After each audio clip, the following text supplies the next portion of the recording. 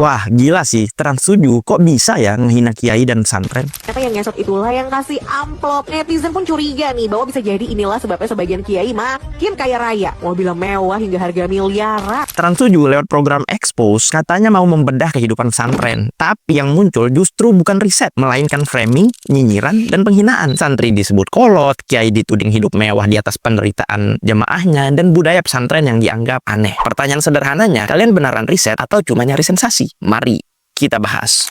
Pertama, soal etika dan marwah pesantren. Pesantren itu bukan tempat mistik yang aneh, bos. Pesantren itu lembaga peradaban, tempat lahirnya ulama, pemikir, dan pejuang bangsa. Dari sanalah lahir Kiai Hasyim Asy'ari, Kiai Wahid Hasyim, Gus Dur, bahkan tokoh lintas generasi yang menjaga moral Indonesia. Bahkan mereka lah semangat awal kemerdekaan itu muncul. Jadi ketika Trans 7 menggambarkan pesantren seolah tempat penuh tahayul dan ketundukan buta, itu sama aja dengan merendahkan sejarah bangsa sendiri. Kedua, logika dan fakta. Katanya riset, tapi metodologinya mana? Datanya mana? Verifikasinya mana? Riset sosial itu harus turun ke lapangan, wawancara dua sisi, dan memahami konteks budaya. Kalau cuma potong klip dan kasih narasi sarkas kayak minum susu jongkok atau ngesot kasih amplop ke kiai, itu bukan riset, itu fitnah pakai kamera. Lo tahu kan bagaimana kamera itu adalah simbol sempit yang tidak menggambarkan secara utuh kehidupan atau kenyataan atau fakta lapangan. Kehidupan sederhana di pesantren itu bukan kemiskinan, itu pendidikan karakter. Santri dilatih hidup mandiri, sabar, adab, dan hormat kepada guru. Itu nilai luhur, bukan bahan olok-olokan. Ada dalam kitab Ta'limul Muta'allim. Lu kalau belum belajar, gue siap ngisi di Trans 7 untuk ngajarin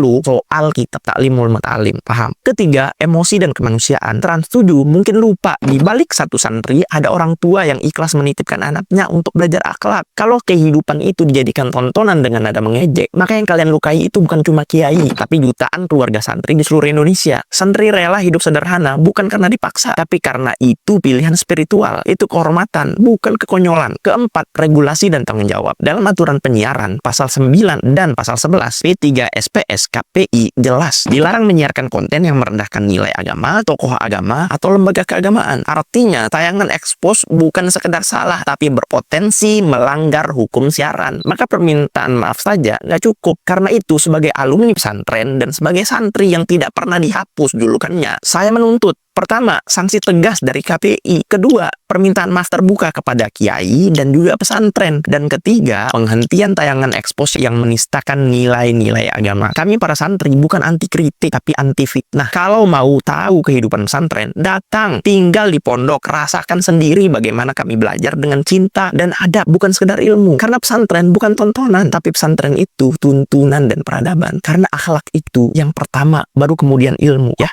Gimana menurut kalian? Jangan lupa follow.